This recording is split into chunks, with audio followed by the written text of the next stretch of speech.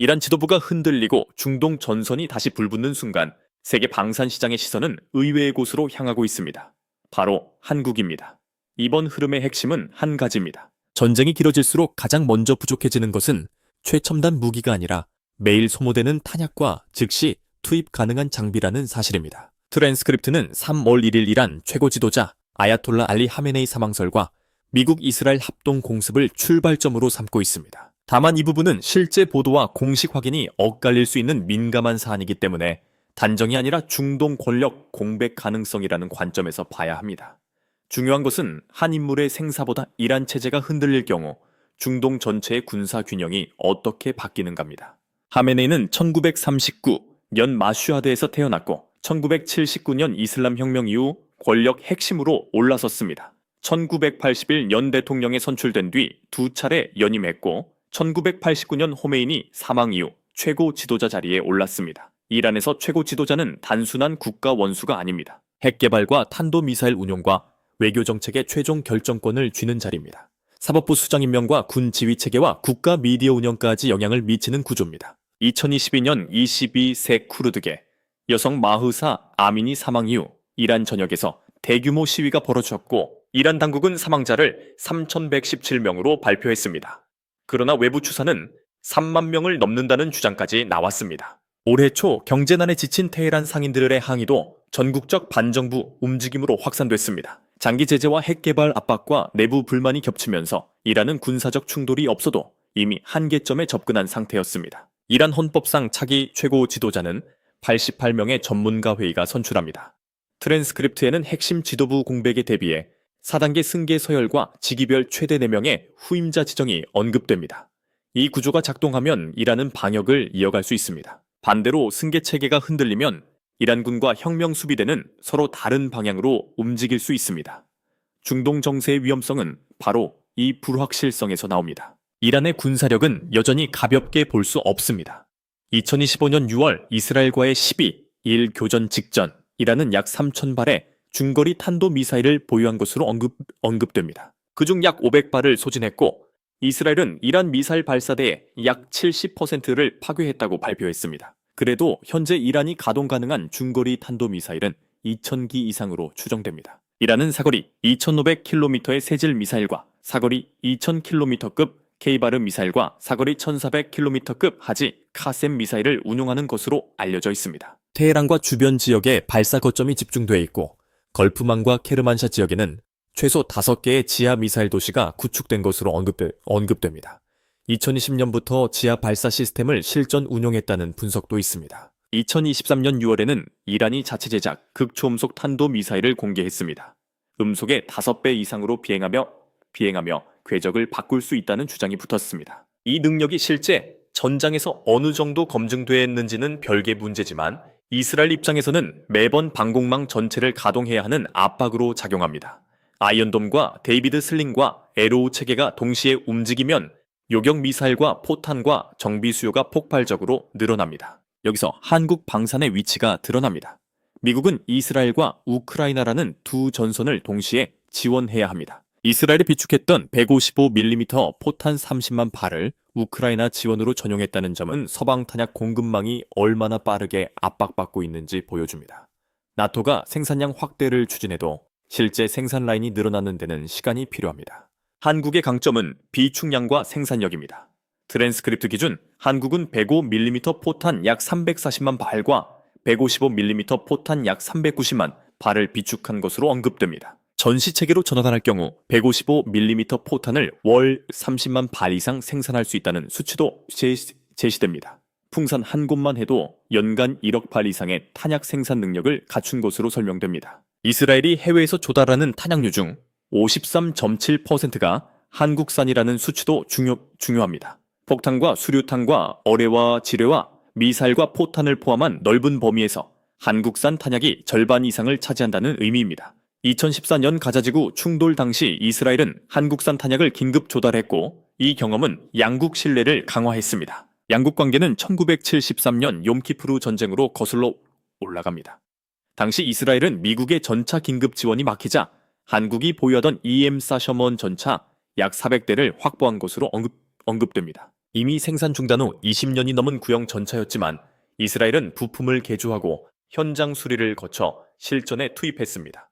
이후 이스라엘은 T-55와 T-72 같은 소련제 전차 운용 데이터와 실전 정보를 한국에 제공했습니다. 이 데이터는 한국 전차 개발에 중요한 참고가 됐습니다. K1의 경험은 K2로 이어졌고 K2는 지금 세계 방산 시장에서 가장 주목받는 플랫폼 중 하나가 됐습니다. K2는 중량 55톤의 1500마력 엔진을 탑재합니다. 미국 에이브람스가 약 68톤에 달해 동유럽의 노교량과 연료 보급에서 제약을 받는 것과 달리 K2는 기동성과 병참 부담의 균형을 잡았습니다. 생산 속도 차이는 더 결정적입니다.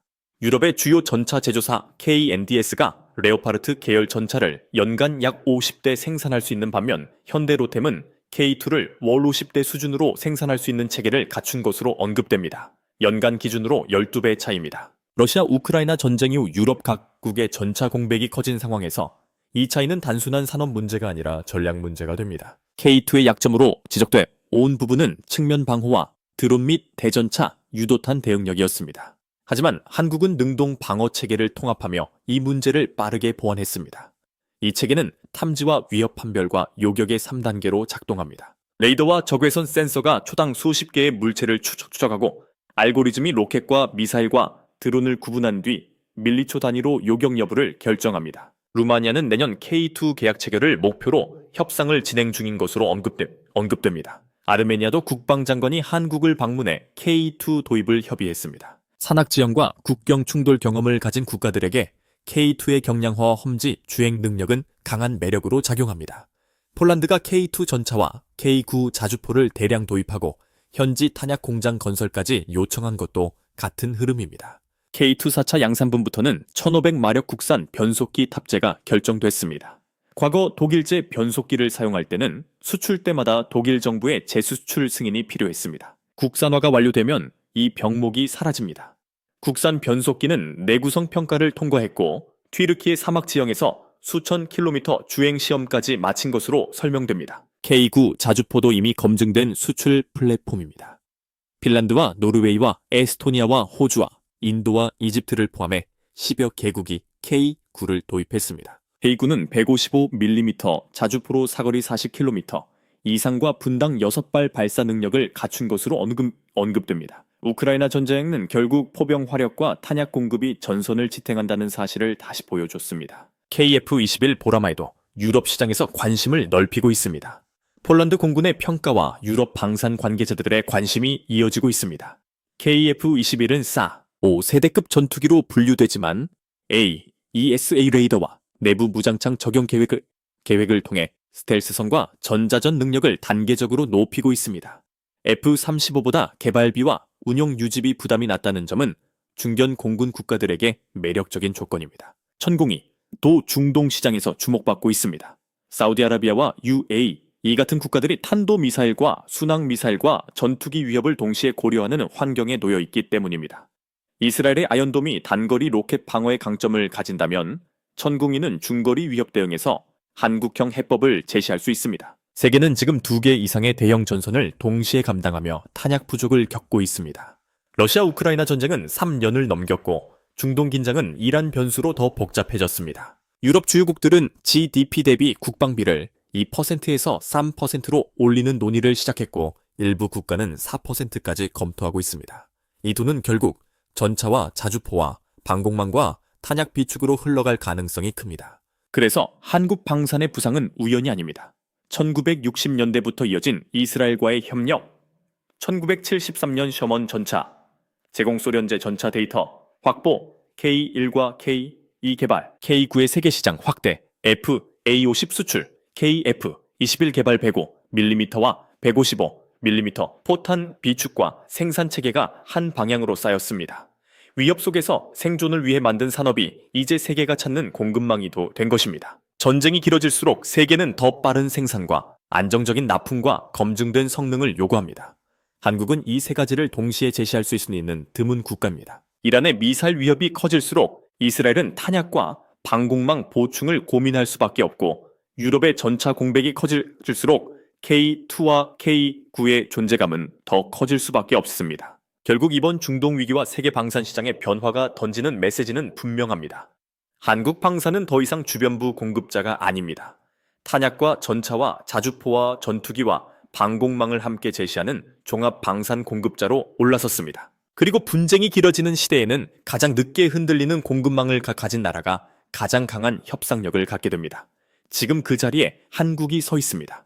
이 지점에서 한국이 조심해야 할 부분도 있습니다. 방산 수출은 단순한 경제 성과가 아니라 외교의 연장선입니다. 이스라엘과 협력하면서도 러시아와의 긴장을 관리해야 하고 나토 회원국의 수요에 응답하면서도 특정 전쟁에 직접 개입하는 모습은 피해야 합니다. 그러나 수요 자체는 이미 구조적으로 만들어졌습니다. 전차는 부족하고 포탄은 빠르게 소모되며 방공미사일은 매일 줄어듭니다. 미국과 유럽이 생산 라인을 다시 세우는 동안 한국은 이미 공장과 비축과 납품 경험을 갖고 있습니다. 이것이 K방산이 지금 세계 4대 방산 강국이라는 평가를 향해 움직이는 가장 현실적인 이유입니다.